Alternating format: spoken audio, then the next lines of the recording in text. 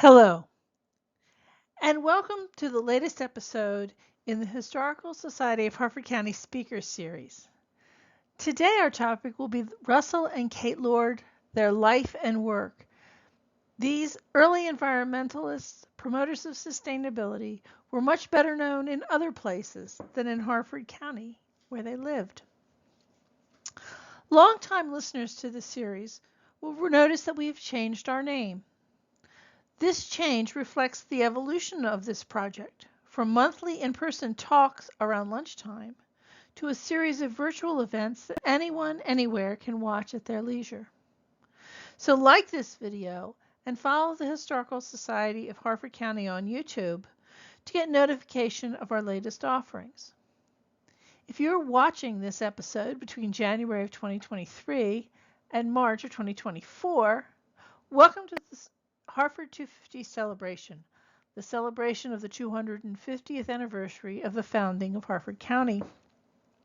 Check out the website harford250.org, where we have lots of information about events that you can attend and participate in to be part of this year-long celebration.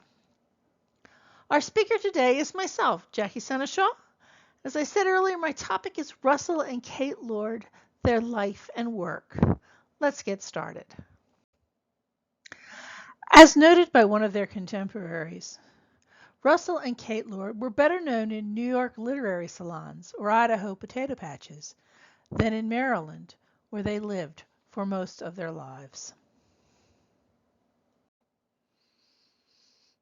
Kate Lord, the female part of this agricultural power couple, prominent as part of the agricultural intelligentsia of the United States in the middle of the 20th century, was a nationally known illustrator, artist, and art editor.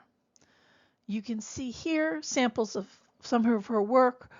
Her pen and ink sketches were prominent often in books and magazines that Russell wrote for. Russell Lord took a philosophical approach to the questions of agriculture and man's relationship to his environment. He was an author, a poet. He edited books and magazines. He published his own quarterly, and he was a historian as well. In Bel Air in the 1940s and 1950s, one could encounter this busy couple multiple times on any given day. Russell made his way down Main Street every morning to get his paper at Richardson's drugstore at the corner of Pennsylvania Avenue and Main Street. At 4 in the afternoon, you could join them for a cup of coffee at their home, Landmark House, first located in the closed Country Club Inn. I'm going to let Russell describe in his own words what the Country Club Inn was when they lived there. In summers, the abandoned inn was a mushroom cellar as to dampness, and in winter an old-fashioned icebox as to chill. The lease which governed our time of abode in the inn should be framed and preserved as an historic document signifying wartime contingencies under unusually spacious conditions. And yet, the Landmark was a seemly place in which to dwell for a while before it crumbled. Built in 1718, it remains serenely inhabited by companionable spirits. The game room was a good place for an office, if there is any good place for that. The front room, once the tap room, with the name of G. Washington carved with a diamond in a window pane, an amiable forgery in all likelihood, was flanked with high galleries and 2 fireplaces, which still drew. You could give a party for 60 in that great room. Its original elegance had somewhat faded. It looked its best in the evening under low lamplight, but it remained the living heart of a gracious habitation to the end. A shiny chain store with a paved parking lot is destined to mark the spot any week now. This is called progress. When the old inn became uninhabitable, the Lords moved across the street to 353 Main Street, and they moved the main name Landmark House and that afternoon coffee hour to their new abode. Again, hearkening back to how many times a day you could see them. In the evening, you could attend an art class at Bel Air High School, led by Kate Lord. Yet this couple, such a part of Bel Air's daily rhythms, were at the heart of a deep national conversation about the future of agriculture, the nature of humans' relationship to land and water and the environment, and they made giant-sized contributions to the discussions of national farm and environmental policy that reverberate to this day. I was first introduced to the work of Russell and Kate Lord by my father. He, his brothers, and their father owned and operated a farm on Tollgate Road. My dad taught me the value of soil conservation, crop rotation, building up the soil, contour plowing, and windbreaks, even when I was a little girl. Forever the Land was a firm part of his library for his entire life. In more recent years, research by people like Jim Crismer at the Historical Society of Harford County, recollections by Mary Umbacher Cordry, and a dissertation by Peg Eppig have given much more substance to my understanding of the life and work of the Lords, and I am deeply grateful to all of them for the contributions they have made, making this presentation possible.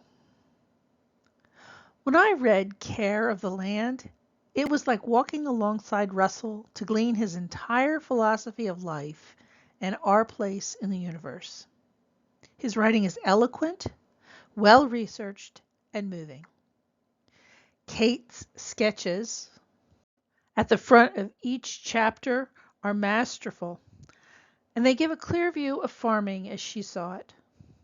Many of those sketches are of scenes from around here in Harford County: the train climbing up the hill, an evening of clouds and a farmscape, wildlife in its natural habitat. Some of those sketches look so much like my grandfather's barn because they're typical of the barns that were typical in Harford County at the time. But let's back up this train a little bit, so to speak, and give a short biography of this amazing couple. Both were born in Baltimore County, Maryland. Russell was born in Roland Park, and his family moved to Iona, 52 acres on Shawan Road, when Russell was 12. He attended Sparks Agricultural High School, the first of its type in the United States. While Russell loved the curriculum, he did not love the hard labor of actual farming. After graduating from high school, he started college at the Agricultural Sciences program at the University of California, but after a year, returned east and enrolled at Cornell. He maintained in future years that both colleges taught him, quote, to farm wrong. He said he's exposed to much better farming methods in France during his service in World War I, where he observed families who had farmed the same land for centuries. When he returned from France to Cornell, he edited the School of Agriculture's publication, The Cornell Countryman.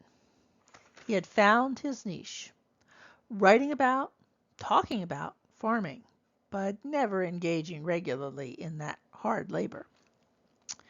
He started his career in Ohio, teaching journalism and writing about farming as an Ohio State Extension specialist. However, the most important event in Ohio was meeting Kate Kalkman, then Director of Advertising Designs for Fashion and Furniture at Lazarus Department Stores. Kate was a native of Baltimore County as well. She had graduated from the Maryland Institute of Art and Design and moved to New York City to work as a freelance artist and illustrator, where her work was displayed in galleries around the city. Like Russell, she served in France in the army during World War II and rose to the rank of captain. She made weather maps and taught soldiers art when they were in the hospital. While there, she was able to exhibit some of her work in Paris art galleries. Although they had not met before Ohio, their lives had many parallels, and they were married in 1924. Immediately thereafter, Russell accepted a position in New York City with Cromwell, publishers of Collier's Weekly, America Magazine, and Farm and Fireside. Later they published the Farm Journal and Progressive Farmer. Russell wrote for all of their publications. Kate returned to her successful career in illustration and design. For the next 10 years, they lived their lives in New York City, with Russell making frequent trips to farms and countryside. He also wrote 2 books for and about farmers. In 1927, Making Your Own Markets, A Handbook of Experiences, and in 1931, Men of Earth, Profiling Farmers from Around the Country. Both told stories about farmers to illustrate how various strategies and techniques affected their business. During this time, he witnessed an increase in suffering among farmers due to the extending depression. The hardships were both economic and environmental. Low prices and degraded soil and water were devastating many. Russell saw the reality that was documented in books like The Grapes of Wrath firsthand. This inspired him to join the ranks of eager young men who went to Washington to work on FDR's New Deal. This move set the stage for the couple's purchase in 1934 of Thorn Meadow, a 22-acre property on Priestford Road in Churchville. You can see in the upper photo here what Thorn Meadow House looked like when they purchased it. Kate was quite eager to start real farming. Russell would have none of it and insisted that their crops would be words and art. They set about renovating the house and grounds. He worked a deal with a neighboring farmer to pasture dairy cows on Thorn Meadow's tired fields. Russell figured that the manure left behind would be payment enough and build up the soil so long as the fields were not overgrazed. You can see what Thorn Meadow looked like when they sold it in 1944 in the lower photograph here. Just as they moved to Thorn Meadow, Hugh Hammond Bennett, the father of soil conservation, was looking for someone to share the practices of soil conservation and erosion control in simple, understandable language. Russell Lord, with his deep intellectual grasp of farm practices, challenges, and life, and his gift for storytelling to make a point, was the perfect choice. To Hold This Soil, the Lord's first book from Thorn Meadow, was the result. This book highlights the experience of farmers, including 2 from Harford County, among others. Charles Bryan was owner of Mount Pleasant Farm on Chapel Hill Road facing the Chesapeake Bay. He had an orchard there, which he maintained using then traditional farming methods that included plowing between the trees, making sure the soil stayed relatively even through plowing it and working it that way. He added mulch, he added compost to the soil to build it up. But after the first 5 to 10 years, he could see that the soil that was building up was being washed away, and the quality of his orchard crop was decreasing. He decided to adapt the more modern techniques advocated by Russell Lord and Hugh Hammond Bennett and began planting a cover crop of clover between the trees in the orchard, cutting it and mulching the clover, but not plowing the ground. He built terraces, swales to reduce erosion, and over the succeeding 15 to 20 years saw the quality of his soil, the quality of his crops, and the profits from his business increase. Lee Linkus and other farmers in the Black Horse area used a wide variety of then modern soil conservation practices to good result. They planted trees, they dug ponds, they used contour plowing. When they planted their crops, they rotated their crops, and also saw an increase in their production and their profits.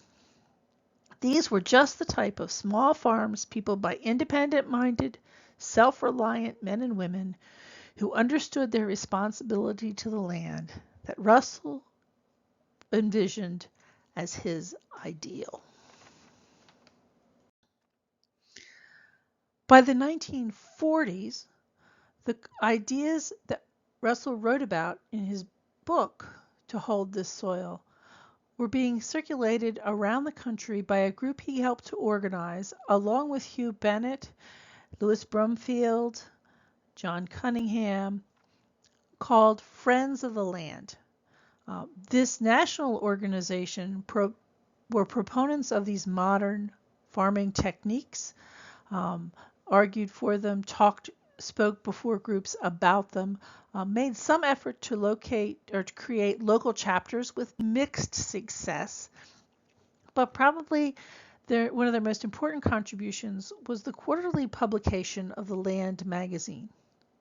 Russell and Kate edited the quarterly magazine, taking contributions of written material from farmers, writers, poets from all across the country. You can find writings in here from John Dos Passos, Rachel Carson, in the Land. They were the deep thinkers as well as ordinary farmers from across the country. This magazine was published and widely circulated among those who were thinking about the future of agriculture and thinking deeply about the relationship of human beings to the environment. The name given to these practices at the time was permanent farming, and the Lords would have approved of some of the recent trends for backyard gardens, backyard poultry, but only if those practices are based on the reducing of runoff and the limiting of pollution. They saw the advantages of phosphorus and nitrogen fertilizers, but they might have been dismayed by their overuse and the enriched runoff that creates, which pollutes our waters, streams, rivers, and our beloved Chesapeake Bay. We know the Lords would applaud efforts to secure human dignity at home and around the world. They were advocates for desegregation at a time when that was a quite controversial concept here locally and throughout the South. We can easily project their sentiments about the effects of climate change and where they would think we need to be in our relationship and changing practices. Perhaps the most important lessons today's environmentalists can take from this conservation power couple are these. Keep looking for strategies and solutions that build up people, the environment, and the economy, what today we would call sustainability. Don't give up on the human race or our ability to correct environmental errors that we have made. Continue to believe that the actions of each of us as individuals on our individual land and in our individual places and in our lives are important, and they're even more impactful when they are combined with sound government policy. And most importantly, we each and all have responsibility to protect the earth, the land. To quote Scarlett's father in From Gone with the Wind, it's the land, Katie Scarlett, the land. We hope you have enjoyed this episode in the speaker series of the Historical Society of Harford County. The Historical Society does have available a bulletin authored by James Crismer and Mary Umberger Cordry on Russell and Kate Lord. In addition, for use on-site only are all of the issues of their magazine, the magazine The Land, a copy of Forever the Land, and a copy of Care of the Earth. These publications are not available for sale at the Historical Society, although you can find a number of them on used copies on the internet. We hope you'll attend upcoming events at the Historical Society. Our next episode in the speaker series is on the Havre de Grace Colored School, and our speaker will be Patricia Cole. That will be released on February the 14th. On February the 18th, Walt Holloway will host our MonPA annual presentation. That will be at the Society's headquarters, and there will be a slight charge. You can find information about these and other events at our website, www.harfordhistory.org. You can make a donation to support this program, or you can become a member of the Historical Society of Harford County. Thank you.